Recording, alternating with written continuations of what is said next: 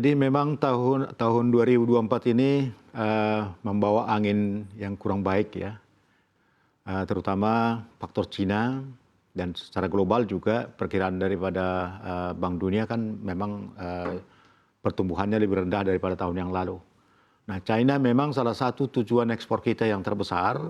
Nah, ini pertumbuhan ekonomi Cina tahun 2024 itu lebih rendah daripada yang bahkan tahun 2003, terutama karena faktor internal dalam hal ini soal industri properti. Nah, ini akan membuat Cina akan mengurangi impornya. Nah, hal yang penting sebetulnya adalah stok minyak sawit di Cina juga itu pada level yang sangat tinggi saat ini, bahkan sebelum COVID gitu. Ya, jadi sekarang stoknya Cina itu sekitar 1,5 rata-rata per bulan gitu. Ya, itu adalah lebih tinggi dibandingkan dengan tahun-tahun sebelumnya. Nah, ini membuat Cina juga demand tambahan itu akan rendah. Nah, ini kan menekan harga juga gitu.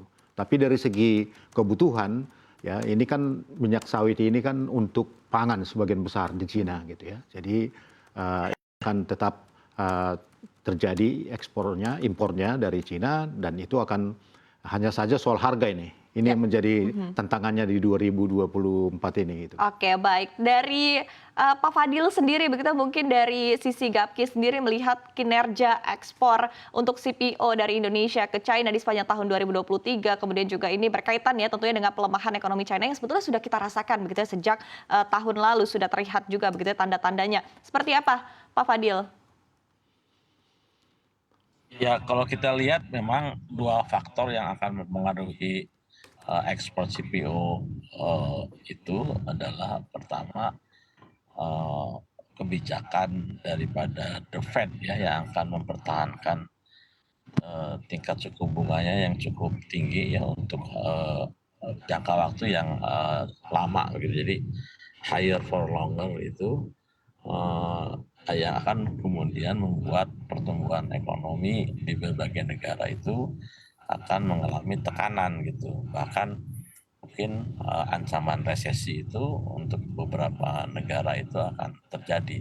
Dan yang kedua itu adalah memang faktor Cina. Ada faktor Cina tadi disebutkan pertumbuhan ekonomi diperkirakan tahun 2024 ini itu justru akan mengalami pertumbuhan yang lebih rendah dibandingkan 2023 ini. Nah, kalau kita lihat memang data-data di yang kita miliki ya bahwa ke ekspor kita ke mana ke ekspor ini ya ekspor CPO kita ke Cina itu sebenarnya kalau kita bandingkan di tahun 2023 dibandingkan dengan 2022 itu memang relatif sebenarnya stabil gitu ya, tapi kemudian di tahun 2022 dibandingkan 2021 memang mengalami ini apa namanya tekanan gitu di rendah. Nah, jadi sehingga kita perkirakan bahwa di tahun 2024 ini kalau mau dibandingkan dengan 2023 saya kira juga akan ini apa namanya relatif berkurang permintaannya itu ya karena pertumbuhan ekonominya. Bahkan kalau kita lihat di tahun 2024 ini penurunannya itu cukup signifikan ya dari mungkin 5,2 itu sampai dengan 4,6 diperkirakan Bank Dunia itu. Jadi saya kira ini menjadi sesuatu yang harus kita perhatikan betul ya.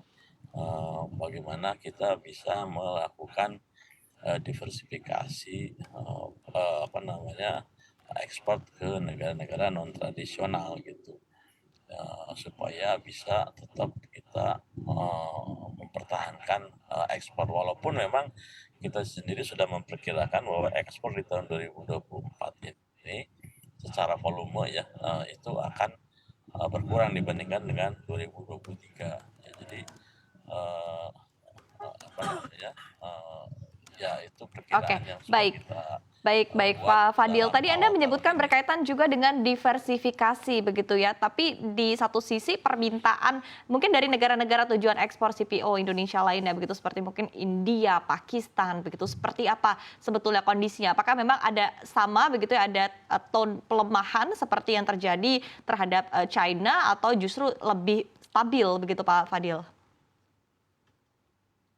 Ya, secara umum memang kalau pertumbuhan ekonomi di berbagai negara itu melemah ya pasti itu dampaknya negatif juga terhadap ekspor gitu ya. Jadi kita eh, apa namanya harus menambah ekspor itu ya ke negara-negara yang volume ekspornya tadi masih relatif rendah gitu kan.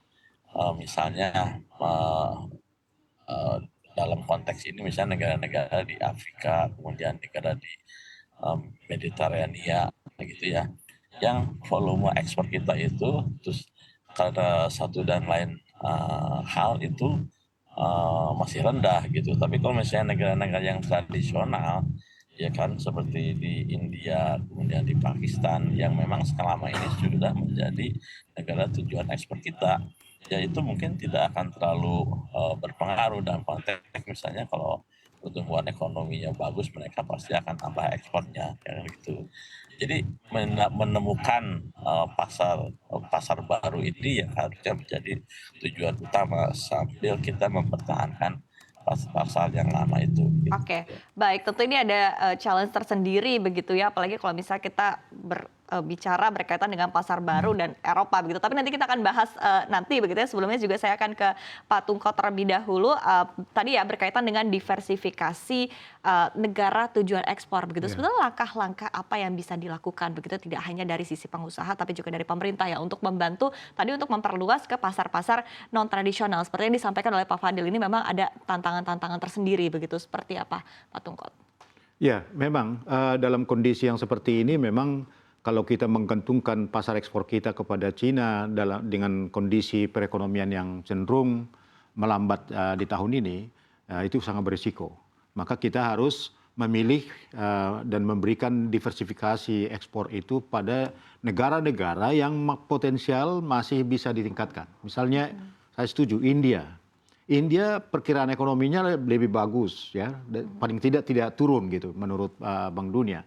Negara di sekitar India juga besar itu, Pakistan dan Bangladesh ya, dan juga mungkin ke Asia Timur, ya apa namanya itu Asia Tengah ya, daerah-daerah Rusia dan sekarang. Kemudian di Afrika memang dan Middle East itu memang potensial ya, potensial dan pertumbuhan ekonominya bagus gitu. Persoalannya adalah ada persoalan geopolitik di sana yang memungkinkan, yang tidak memungkinkan kita juga seperti tahun lalu bisa terganggu ini ekspor ke sana gitu. Jadi memang kita dalam kondisi yang tidak mudah ini, kita harus memilih-milih ya daerah-daerah dan desa apa namanya itu negara-negara mana yang paling memungkinkan kita tingkatkan. India dan sekitarnya itu adalah sangat potensial. Oke, tapi tadi berbicara terkait dengan geopolitik ini juga masih menjadi topik panas begitu ya Pak Tungkot begitu. Tapi pandangan Anda mungkin efek dari geopolitik ini terhadap ekspor impor CPO akan seperti apa? Ini dampaknya bisa langsung dan bisa tidak langsung. Yang langsung itu adalah ini akan mengganggu jalur transportasi, logistik, pengiriman barang ke kawasan Eropa. Eropa itu salah satu tujuan ekspor kita.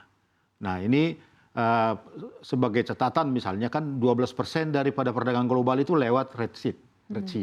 Kemudian juga kontainer-kontainer, 30% kontainer dunia itu lewat sana gitu. Nah ini akan mengganggu. Ya, biaya logistik akan naik kalau dia muter gitu ya.